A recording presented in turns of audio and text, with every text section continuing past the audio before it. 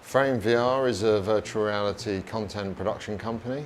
We help our partners and other organisations look at the way they do things in a new way. Frame VR was initially set up in mid-2016, really to work on a specific project called The Buried, and we found fairly quickly that there was a lot of interest from a lot of other sectors to do with virtual reality. We kind of ended up with 3 pillars in the company that we cover. We do entertainment products, mostly out-of-home entertainment.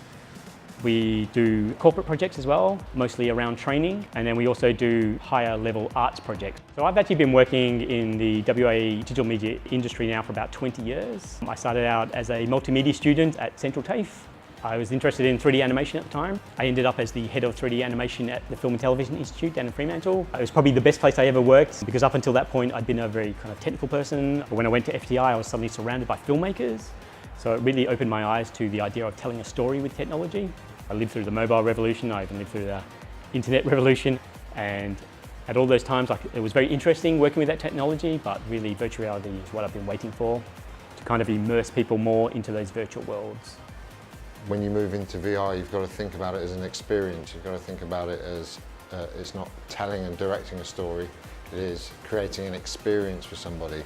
The thing to remember about VR is that you can't just take a short film and then stick it in VR, because the user is immersed in VR, which is great because they've got that presence there, but they need to feel like they also have agency, so they need to feel like they're in that world naturally and also that they have a purpose in that world. So you have to be quite creative in terms of where you want them to look and how you want them to react emotionally and how you want them to interact and be involved with the story. Imaginarium is Frame's entertainment brand. So we decided fairly early on that we're probably not going to go down the VR games route. We're kind of more interested in projects like the Mechatronic that we're doing under Imaginarium. So technically the Mechatronic was our first virtual reality project that we really invested a lot of time into.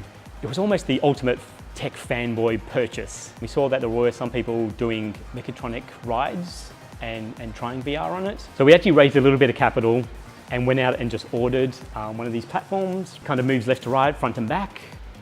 We then had to build content for it. So we ended up working with Joondalup TAFE, now North Metro, and SAE Institutes. We had about a dozen or so students come in and work with us to develop up 4 sequences. We then packaged those sequences up and we took them to the Kaleidoscope Festival. We played it very safe with the content because we knew there were going to be a lot of kids there. So the rides are very kind of safe. There's no roller coaster rides or jump scares or anything for those. Although those are the things that people are now requesting that we go and make. People really enjoyed the ride and generally the response was very positive. I did a lot of the business development side of the Mechatronic. It had an amazing response. People loved it. They just came out gobsmacked. Everyone from little kids to grandmas in wheelchairs loved it, and it just really has such massive appeal.